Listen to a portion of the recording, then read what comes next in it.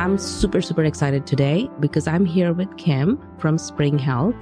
And United Ag has had a relationship with Spring Health for 3 or 4 years. And super excited to announce that we will be going live with Spring Health starting March 1st. And this benefit is beyond just whatever we do at our health plan, right? It is something that is really, really important within who we serve, our ag industry, and even beyond that. That's so important. So I am Kirti Mutatkar. I'm the CEO, president at United Ag. And Kim, do you want to introduce yourself? Sure. Thanks, Kirti. I'm Kim McConnell, and I'm a licensed psychologist. I am the director of clinical programs with Spring Health. I oversee a variety of clinical initiatives in our organization, support some of the clinicians that work directly with our members, and also work with our product team to develop new ways of helping people onboard, sign up for Spring Health, and get to care to get better faster. So that's awesome. Thank you for being here. I know we have a session at APMA where we are doing a live session. We'll do it like a This Is Ag session maybe there. We'll see. Nice. Yeah, I'm excited about all these things. This is great. Yeah. So when I think of Spring Health, so just to give you why we got involved with Spring Health a couple of years ago. So we have a health innovation forum at United Ag. And what we do is we interview or talk to our users or our members and find out what is important to them and what should we be working on. So we then reach out to startup companies within that, the need of what we have, and then partner with one and pilot the program. Mm-hmm. So what happened in 2018, 2019, when we were going around and talking to our members, we found that this mental health, behavioral health kept coming up. And we were, at that point, there was still a little bit of a taboo around mental health. And it was not openly talked about, but that kept coming up. And so we then met with a few startup companies that addressed this issue. And Spring Health by far was the best. And I met Adam, your founder, and it was just his story and why he started Spring Health was just amazing. Yeah. So thank you for being a partner. We offered it to our membership at zero copay, no deductible in 2020. And now we are going live through the health plan. So excited. Yeah. So anything, Kim, you might want to address on why this is so important today and what can people see from a personal standpoint, from an employer standpoint, by not addressing it? What are the issues that you see? Yeah. There's certainly the human suffering component. Mm-hmm. And in fact, in ag communities, they're so interconnected. So if one person is struggling, it affects the family, it, affect people's coworkers, but they're even tighter than that. The schools can be affected, churches, these are communities that are really tight knit. So the impact is really broad, and I think, the challenge during COVID was that people were suffering in new ways. The bright lining of it was that it really did start a conversation that started to diminish stigma. Mm-hmm. People started talking about it more. We had some celebrities come out, familiar faces that came out and spoke about their own struggles, which I think really did chip away at some of the stigma and made it easier for people to raise their hands and say, I'm struggling, I need help, and increase people's access to care. I think that's one of the biggest things is in mental health, maybe, significantly more than in medical care, we don't know where to go or what kind of treatment to start with. And I think that's why, companies like Spring, people are so hungry for a place to go where they don't have to have it all figured out, but they can sign up and get directed to care that really fits them immediately. Do you know what? That was one thing that was very important to me, because when you have issues going on, right, you don't know what kind of care you need. So Spring has a very different approach, because I could be calling in. I could just be anxious because I have this podcast interview, right? I could just be feeling anxiety because of that. Yeah. Or I could be in a state where, I don't know, could do some harm to myself. Yeah.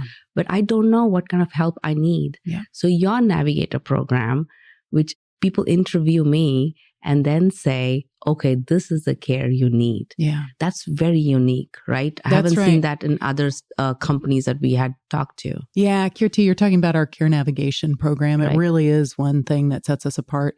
So when people sign up, they'll answer a few questions about what they're struggling with, and they'll get some options within our product. We've done a ton of work in the last year to really improve the routing of people to the things that might help them, but they are all have access to our care navigation team, which are licensed clinicians that talk to people and help them get what they need. And we see all kinds of things. Like you mentioned, it might be a momentary stressor or something that, pops up in someone's life, like, public speaking or relationship problems, struggles with parenting. Some of those are really well addressed with coaching. And then there are some where the better fit is with a therapist. There may be some mental health problems that are new, things like depression or anxiety that are more patterns that have set in, or even chronic problems that have escalated, like you were saying, could be an emergency need where someone is really struggling.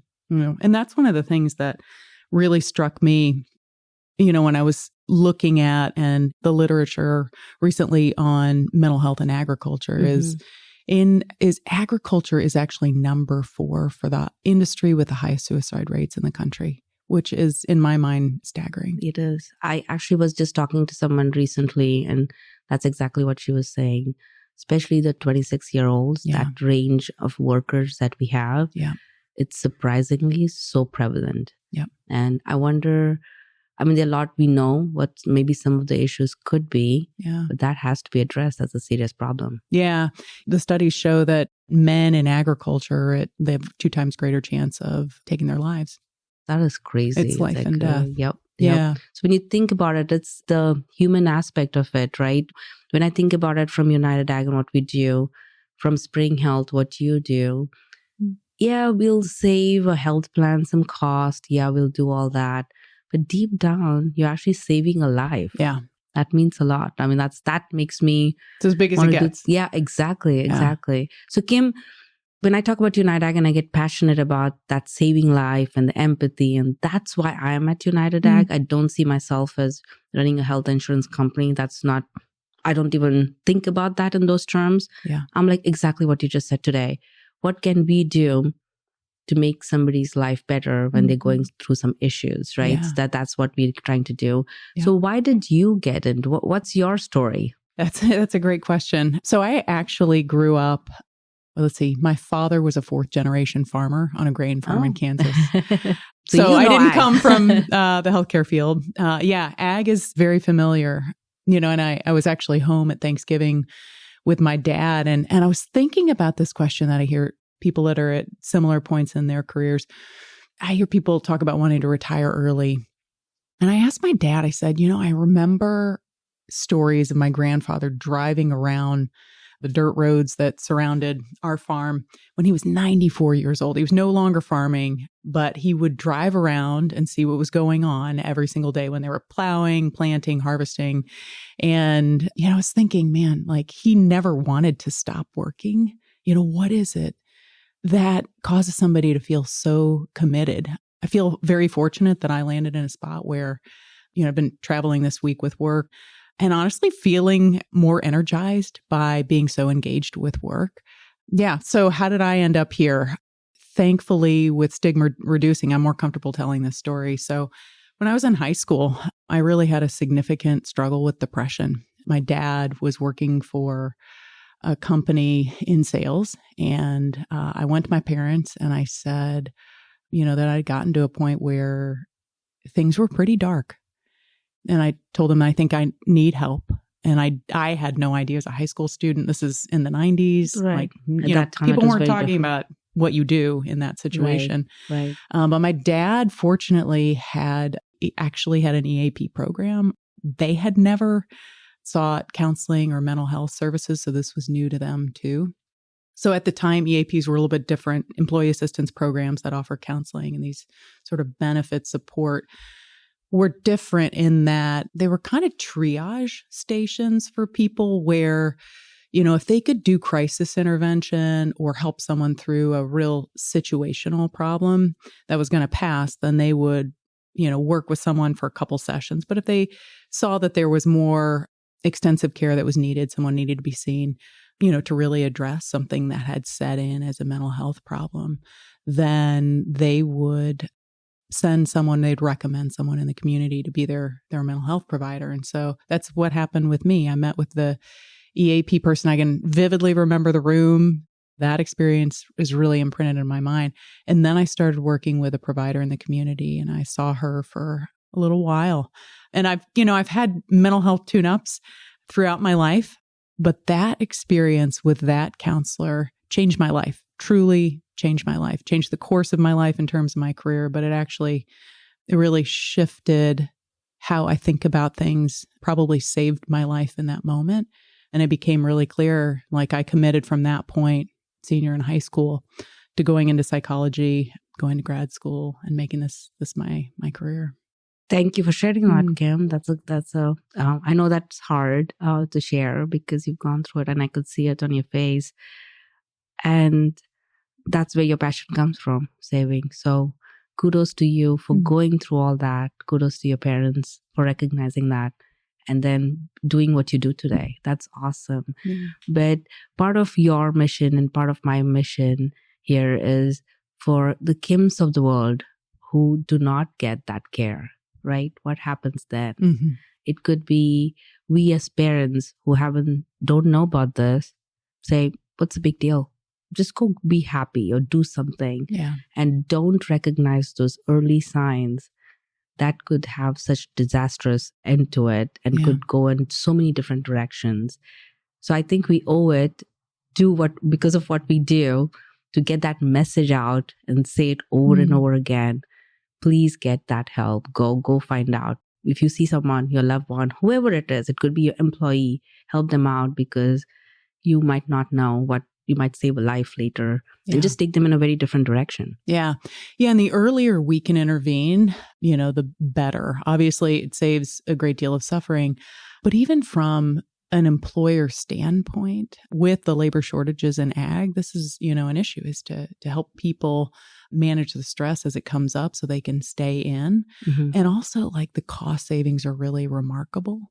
When we look at early intervention, when people get outpatient care, when they're struggling with anxiety, depression, especially, in fact, substance use disorders, then we often prevent people from escalating, from really starting to struggle worse to the point that they present at the emergency room because they've had a panic attack associated with anxiety, or they need inpatient or residential treatment for substance use disorders. And, it's been demonstrated in the research, and Spring Health recently put out a paper on return on investment showing that when we invest in outpatient care, we can see the outpatient spend for mental health services go up, but what we see is the medical spend go down to a point that there is positive ROI, which is pretty remarkable. We know that, we see a reduction in a variety of areas of medical spend, not just behavioral health even. We know that mental health problems are closely associated with things like heart disease, blood pressure, and even conditions that we might not expect. We see there being a link between getting behavioral health care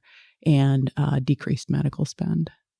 You make a really good point, because that was the reason when we offered Spring Health earlier on at zero copay, we're not even going into deductible, was exactly what you said, because it's like the A1Cs, right? So when you look at a health plan, and if you limit A1C or any diagnostic procedures, you are thinking of a short-term gain and giving up your long-term losses, right? So it's a very short-term thinking. And we all get into that. We all think, it's going to save me money today. Why would I send somebody to a therapist for free? Because that doesn't make sense at all. This is going to cost me this. But you don't realize what you just said. The cost that comes later, if that does not happen, it's not just triple fold, but 10 folds, 100 folds, right? It's crazy what happens then. So even from a cost standpoint, let's take the human side out sometime and think through this. From a cost standpoint, it's also super important. It's actually, I think, really huge that you all have removed that out-of-pocket cost barrier, because you've got people that are doing good work managing their personal budgets, and it can be scary to see a sizable deductible have to be paid down before they access care. So I think that's a huge step forward in terms of increasing access. We actually just had someone in our member services. I was talking to a director of member services, Sonia, and she was telling me somebody came in to United Ag and she needed care. And we did what usually your health plan would do, right? From a compliance standpoint, the first step without realizing the situation she was in. And we said, here's a directory. You can find the outpatient help. And let her go, right? Yeah. Without realizing the state of mind she was in. Yeah. And recently we found out it's gotten a little bit worse for her. And the guilt and the feeling that we could have helped this person a month ago and it could have had a different direction, she would have gone in a different direction, I could hear it in Sonia's voice. And she said, never again am I ever going to do this. So if somebody calls in and needs that help, we'll say, don't worry about this. We'll figure out, where do you want to go? Let's figure out from looking at that. Yeah. And that's the shift that all of us need to think about, right? Even from compliance, from what we need to do, what our standard procedures are, our processes are. Sometimes in this situation, you need to step back because it's not like somebody getting even in those situations, sometimes you lose kind of the sense of what you need to do. Yeah. In this, it's even worse. Yeah. You don't know what kind of help you need and how you should go about getting it. People ask me all the time, because I've been in this field for 20 years, if, I get requests from family, friends, hey, can you, someone I know is struggling, I am struggling, can you help me find a provider? Time and time again, I've asked, okay, tell me what your health plan is. Let's see if we can find you in-network services. It is, even for someone on the inside of behavioral health that knows the system, knows what I'm looking for, it can be a real puzzle to try to figure out, to identify a provider that has availability right now, that there's not an obstacle because of cost. And that's, one of the primary reasons Spring Health built the care navigation aspect of the business, that we really want to eliminate that struggle. April's, our CEO and co-founder, said from the beginning that was a major barrier in her experience when she was in need of services. And she didn't want that to happen one more time again. So yeah, it's really part of our mission. That's true. And especially in the rural parts where we serve, right? So providers shortages are huge, even in the places that we are in Irvine or any other places.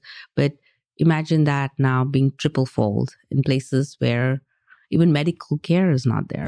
This is one step further. I live in Colorado, and I prior to coming to Spring, I actually worked for the state agency that runs the Medicaid program there. And so, one of our responsibilities was to build out a network statewide so that anyone that was on Medicaid could access services. And it was tremendously difficult to find providers in rural areas. And if you needed a provider that had a specialty, it was even harder. Like finding a really qualified provider, say to do substance use disorder treatment or a specific kind of intervention like treating eating disorders, then you were, if you didn't have access to virtual services, we were really stuck.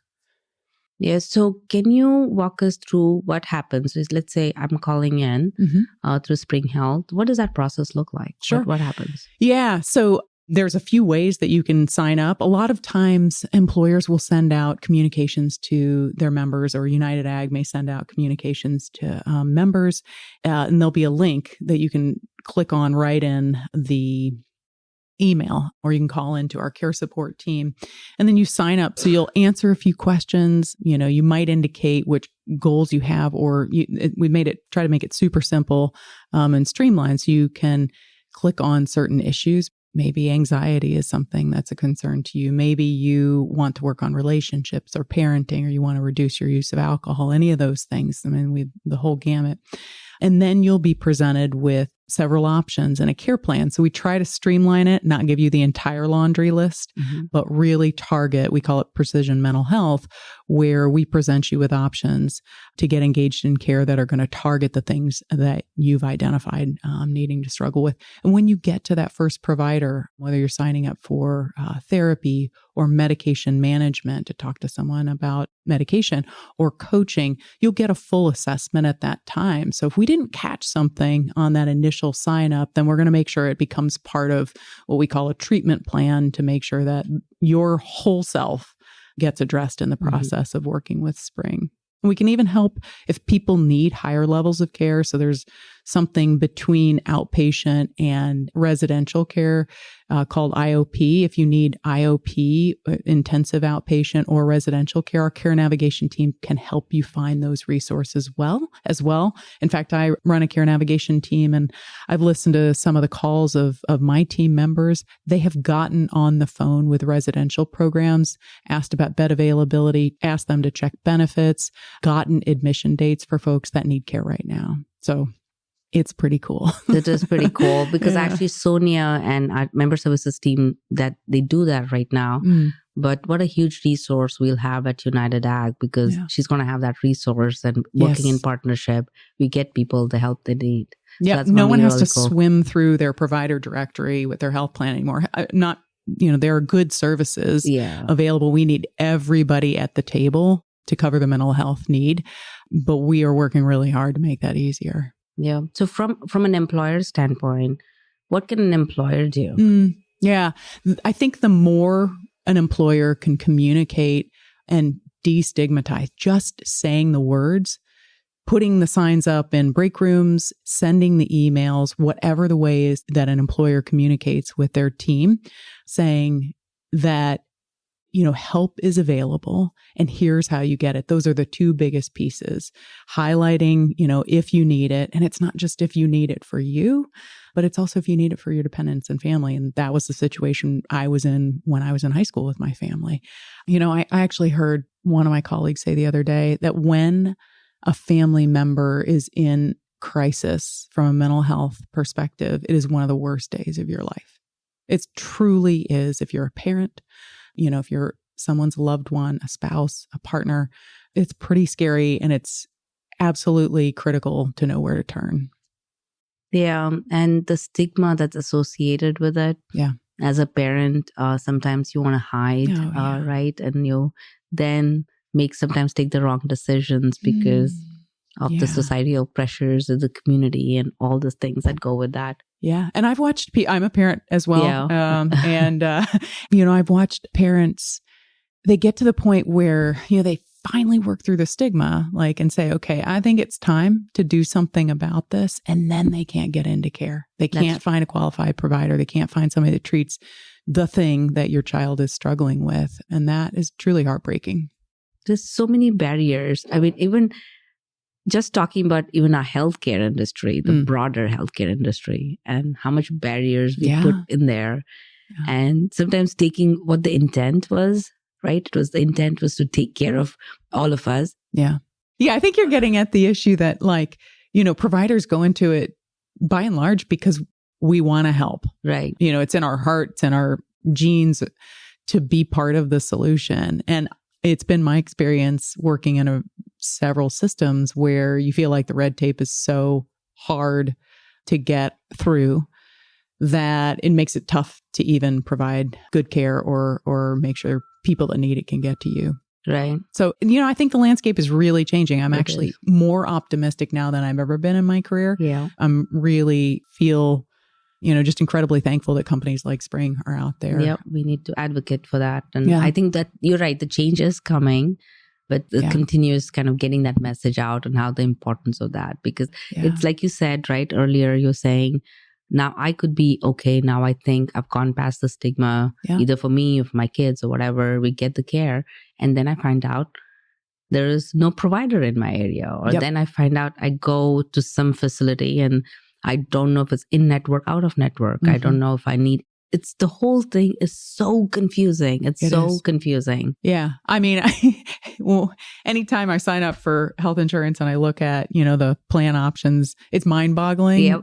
And then you actually get to the point where you need care and sorting that out is, often in crisis or, if you're looking for medical or mental health care, you've got a stressor for sure at a minimum. That itself will stress you out and you'll need a therapist. That's right. That's right. It's a good time to get one. Yes. Yeah. One of the things I think one of our board members, I was talking to, he says he was equating this going to a dentist, right? He said, we go to regular checkups. We go every 6 months, right? This. And when you said the fine tuning of you get your own, you need to tune up. So any thoughts on that? Oh, that's a great point. Yeah. Like I said, that initial experience of being in counseling in high school left such an imprint on me, shifted the way I thought. But then there have been times, you encounter major stressors of all kinds, or, you end up encountering kind of more low grade things that take their toll and really shift your thinking over time. And you find yourself, man, I'm in a spot that I thought maybe a month or two would go away and I'm still here. I think it's time for me, even if I don't know exactly what I need or how I'm going to talk about things or what exactly, can I even pinpoint the problem? Is it depression? And why did I end up, in this spot, feeling kind of like a dark cloud is over me for a period of time? Is it anxiety? Do I really need to talk about relationship issues? Where do I start? Fortunately, even as a psychologist, I don't always have those answers. Fortunately, when you get care, you don't have to. People can help you sort through that. And it has been immensely helpful to me to do these tune-ups, really, where I can kind of reroute in some of the things that were so helpful in the initial pass with counseling and learn new things. It's amazing how, as we grow over time, from your 20s, 30s, 40s, even, Spring actually serves children and families as well. So even early and much later, life changes, and the things that you're going to face and how you face them, how you find yourself facing them can surprise us. So it can be really nice to meet with someone at these different phases in life when we're struggling a bit and kind of get back on course. Save ourselves. That's true. That's so important, right? I mean, and when you're looking, so let's say I don't know if I need care, right? And I don't know if my employees need care or my loved ones, let's say. Yeah. What are some of the things that I should be watching out for? Is there something, Kim, if Kim is saying something to me, maybe you say, somebody was diagnosed with this, my loved one. And is that something, I need to figure out if Kim is doing okay with this? Where do we intervene? Yeah, super attuned thing to know, Kirti. If someone says that they know someone close to them that is struggling, it's a great time to ask, we have support. Do you need help connecting to that person to support? Do you need some support as well?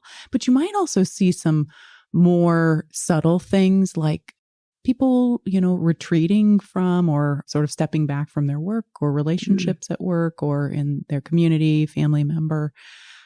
Big shifts are the things to pay attention to when someone to be a certain way and relate to you a certain way and show up at work a certain way. And then you notice something shifting. It could be more activity, frenetic activity. In more cases, it's going to be more of a retreat. If they're close to you and you notice changes in some of their behavioral patterns like sleep or eating, things like that, those are worth paying attention to as well. There can be many reasons for those, but they're good things to key into. Especially as an employer or a manager, you don't have to be an investigator and you don't have to be a mental health clinician. All you have to do is just say, hey, I've noticed X and Y. I'm concerned for you and want to make sure you have access to whatever you need. And you don't have to be intrusive. It's pretty easy to just pass along the information gently. So that's a good point. And as an employer, sometimes when you think of it, it's from a human side, from an empathy side, it's important to pay attention to your employees. But even from a productivity standpoint or the turnover of good employees, you might have a good employee going through something like this. Yep. And you're not watching out for that. Yeah. And it might end up being worse. So it does have an impact. I think from an employer, not just looking for, even from our productivity and the business sense of it, it is important to pay attention to that. Because I know this at United Ag. I know some of our very strong employees at United Ag who treat United Ag more. I mean, it's not even work to them, right? Yeah. It's they're that passionate about United Ag. Yeah. But they've struggled with some of the issues earlier on. Yeah. And they got the help. And that's the reason they can do what they do today. Yeah. I mean, I think we're realizing that with how prevalent mental health struggles are, it's the rule, not the exception. Good people, some of our best employees, some of our loved ones, are struggling. Yeah. It's not a deficiency, right? And I think even more, not only can we come out of these struggles kind of back to who we were, but we might even develop more resilience, which I think was why that first experience for me was so impactful. We often have a shift in mindset that prepares us for the next thing that comes our way so that we don't struggle as much. Yeah. Which is huge. One of our chair, Veronica, I was talking to her recently, and what she said was very interesting to me. She said, during the COVID time, we were go, because we were taking care of everything from a work standpoint. We were doing everything that needed to be done. The groceries came in, we washed it, we did air dried it. We actually ended up doing a lot of stuff to take care of ourselves. It was a go. Yeah. And then it stopped. But your heart and the way you reacted to it was still going, right? Yeah. So you are still on the go thing, but there is nothing there for you to go, right? I mean, that is not needed. So that had an impact. And suddenly you feel, it's like when you go through something really big in your life and it stops. Yeah. And that's when you realize there's a big sense of loss, good or bad. I mean, this was a good thing that happened, that it stopped, but it's still a sense of loss. Yeah. And what that does to our psyche and what that does to us, you don't even realize what happens. Yeah. And then you end up going in a very bad direction. Yeah. And it's like a change in your rhythm. You've figured out how to keep a pace. And then, this thing happens and it shifts so much that it knocks you off kilter. Yeah. And you got to figure out, how do I start a day? How do I get through it? Yeah. Yeah. That's your talking habits. To, I know you have a background in agriculture, or you grew up in that. What do you see from your research? What are some of the things that you've seen in this industry that makes it a little bit more stressful than others? Yeah. And I have, one view of a part of ag. So I certainly wouldn't, want to speak for all of it because I know it's a heterogeneous field, but there are certainly some unique stressors in agriculture. There are a lot of things that are really out of a grower's control. So obviously you've got, the volatility of crop prices, you've got weather, labor shortages, especially right now. You've got long, hard work days. I don't know. It was like not an option for my grandfather to go on a vacation. Yeah. He got a little bit further along. They no longer had livestock as part of their farming operation. And so then he and my grandmother would come see us. We lived in North Carolina where I was growing up. And so they'd actually be able to come see us for a little bit of summer vacation in this narrow window when, things were quiet. So, the ability to reset is really different than I think people in a lot of other industries. So there are, I think, really unique stressors for people in agriculture. I also don't want to diminish the fact that it's a unique industry in a very good way. Mm-hmm. I think one of the reasons that my grandfather drove around the farm until he was 94 years old is that it was in his bones, that he loved it. That's not work. It's life. It's life. That was it. And there's also, while there's volatility, most farmers are really courageous entrepreneurs. Yep. It's part of what's exciting. Yep. My dad told the story of going back. So he would always go back for the harvest in the summer. Even when we were in North Carolina and kids were in school, we would go back too. And as we got a little bit older, we didn't always go back every summer, by the time we were in high school and college, but my dad would. So as I'm sure lots of people can relate to, the harvest had to be done before this really looming weather event was coming in. So they were going to have hail and rain, and it was going to lay down all the crops to a point they could not cut them. My grandfather was older, but he was still out there cutting wheat. And he was talking about how, they would cut until after dark. The lights would be on the combine. But, they were cutting like well into the night, chasing, trying to get it done before the rain. And my dad was tearful when he was talking about this. And it wasn't just because it was a stressful moment. It was also because that was the excitement of it. Like, that's why they did it. That's, It was part of why they did it. Yeah. And it makes you, I believe it makes you really resilient. You have a grit. You have a commitment to this thing that you just can't check out from. You can't take the day off on a moment like that I think is unique to ag. It is. And you know what you just said, sometimes when we talk about stress and we talk about mental health or whatever, we say, get away from what stresses you. Yeah. But the stress part of it is also the passion part of it. And that's life. And that's what we enjoy. Yeah. We can't be going somewhere and saying, okay, I'm going to sit on the beach because I don't want to have these issues. Yeah. We have to live the life. We have to take the good, bad, and the ugly and make it work for us. Yeah. And that's what makes life fun. And that's why we need to do the fine tuning, right? No, it's true. It's great to take a break, and I wouldn't say don't go sit on the beach, but I went through like one of the hardest year and a half of my life, probably about 6 years ago. And I was actually talking to my therapist, and I said, man, it's been hard, but I have been so alive. That's a good deal. That's kind of what it's about. It is. Yep. That's what it is. That's what it's all about. Yeah. And so that's where you and I come in, where we provide help where we can. So all of us live life and be alive, right? Yeah. Yeah. All the things, not always good. But the whole range of emotions is what makes us really, alive. Yeah. Because it's in the Indian thing, right? It's the people say they go away to this Himalayas when they don't want to deal with life, and they go and they are supposed to be the godly people. But for me, I never related too much to that, because if you can live life surrounded by everything that you do and feel alive, that to me is more spiritual awakening than anything else. Yeah. Because that's, if you can be, and whatever resources we can get, whatever help we can get from therapy or whatever, and just be, like you said, be alive. Yeah. Or how awesome is that? Yeah. For a long time in my career, I treated substance use disorders. And one of the things that I loved about working with people that were changing their use, quitting or cutting back, was that most of the times you cut right to kind of the core of being alive, which was like, how do I tolerate being in the moment without changing, without escaping it through, a substance? Yeah. That's pretty cool. Mm-hmm. Is there anything else, Kim? I have a feeling we can continue talking all day long. We went a lot of places. We went a lot of places, but is there anything else that we want to add? I would just say, I really appreciate the fact that employers are doing what they're doing. Our jobs are such a big part of our lives.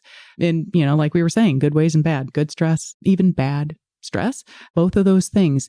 And that's a place where there really can be more visibility for getting help.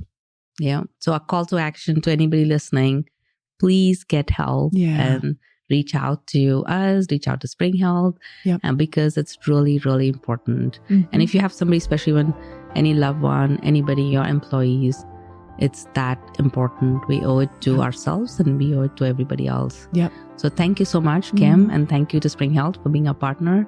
And I'm looking forward to changing lives going forward. Thank you so much, Kirti. It's been a pleasure.